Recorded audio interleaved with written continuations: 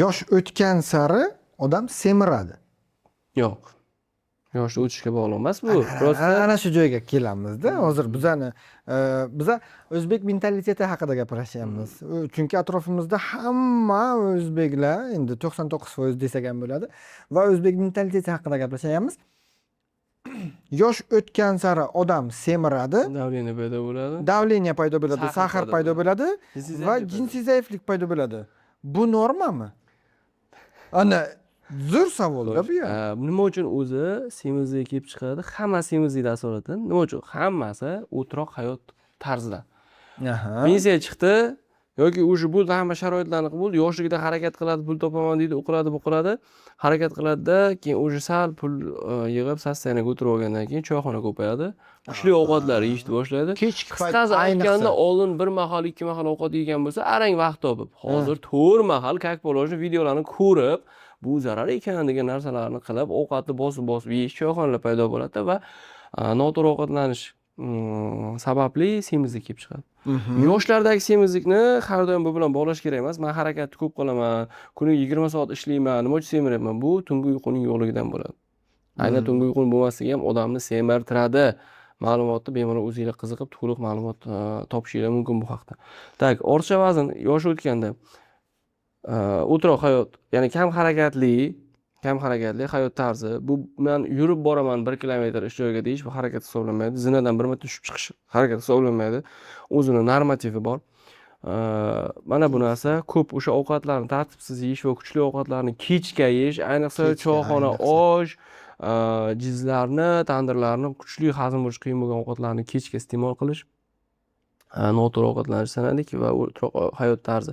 Va bularning natijasida yondosh kasal, ortiqcha vazn paydo bo'ladi. Ortiqcha vaznning natijasida insulinga sezuvchanlikning pasayishi olib keladi. Buning natijasida qonda glyukoza miqdorining ortishi, ortiqcha glyukozani esa zaxira bo'lib yoqqa aylanib ketishi va u yoqqa aylanish jarayoni ham bor olmagandan keyin oxiri sahrning, ya'ni qandli diabetga o'tib ketishi mumkin. Va o'sha yog'ni ko'payishi natijasida zararli yuqori zichdikdagi past zichdagi yog'larning oshishi natijasida bu xolesterinning oshishi natijasida qon tomirlar devorining to'rayishi va sizda arterialniy gipertenziya, ya'ni qon bosimining oshish kasalligi, yurak qon tomir kasalliklarining rivojlanishi hammasi hayot tarzining sekinlashishi bilan bog'liq. Siz agar aktivniy hayot tarzini kechiradigan bo'lsangiz, har doimgidek o'sha jinsiy aloqa ham bo'ladi. Siz sport bilan shug'ullaning, jinsiy xohishingiz pasaymaydi hech qachon. Men yoshligimda zo'rda, endi hozir kirdikda 80. 80 yoshda ham mana qabulimizda bo'ladi, juda ham ko'p bo'ladi. 80 yoshda ham endi bo'lib turibdi, haftada 2 marta deydi. Men aytdim, haftada 2 marta 85 yosh. Men aytdim, hozir yoshlarda yo'q-ku bu oyda bir marta bo'lyapti. Bizda yoshlikda deydi, har kun bo'ladi deydi. 3 marta deydi. Men deydi sport bilan ana shuncha keldim o'zi deydi. Haftada 2 marta bo'lib qolganligi uchun 85 yoshli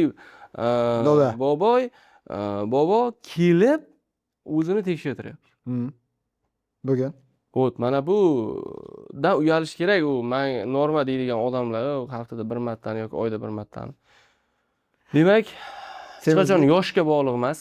Yoshga bog'liq emas. Yoshga bog'liq emas. Yoshing hattoki mana oxirgi anaqada Sochida bo'lganimizda ham aytildi 40 yoshdan keyin androgenniy gormonlar sekin-sekin tushib boradi yildan yilga. Yo'q. Bu fakt emas.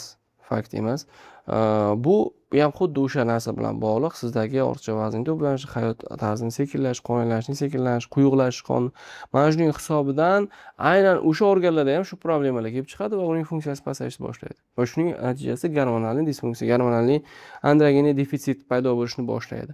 Shuning ekan, agar siz aktivniy hayot tarzida yashaydigan bo'lsangiz, sizda hech qanaqa jinsiy zaiflik ham kelib chiqmaydi, boshqa muammo ham kelib chiqmaydi. Xo'p. Qarang, hozir yoshi 40 dan oshgan akalar ko'p keladi-ku. O'sha уже yosh 40 dan o'tgan akalar уже hamma narsasini tayyor qilib qo'ygan, уже bolalari o'syapti, уже jinsiy hayotini yaxshilamoqchi bo'lgan akalar keladi.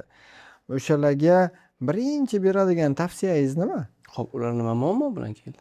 Jinsiy hayot pastligi, soni, sifati, xohishlarni kamayishi. Birinchi beradigan uni hayot tarzi haqida baholab olamiz. Ya'ni u qanday yashaydi, necha soat aktiv ishda bo'ladi yoki qanaqa harakatlar qiladi, qanaqa nagruska oladi kun davomida. Mana shu narsa haqida so'rab olinadi. Birinchi suhbat. Tak, undan keyin telosложениyaga qaraladi. Orcha vazni bor yoki yo'q. Surunkali yondosh kasalliklari bor yoki yo'q. Ularga qaraladi. Agar bularni hammasini исключить qilsak, orcha vaznni исключить qiladigan bo'lsak, biz faqat aktivniy hayot tarzini tavsiya beramiz va organizmda ayniqsa prostata bezi bilan bog'liq muammolarni aniqlash kerak bo'ladi erkaklarda va o'sha stress ustойчивligi, stressga chidamliligi, kechasi uyqusi, mana shu narsalarni va bunga qarab gormonal tekshiruvlar va prostata bezi bilan bog'liq muammolarni tekshiruvlar o'tkazishimiz mumkin va bunga qarab turib keyin tavsiyalar beramiz.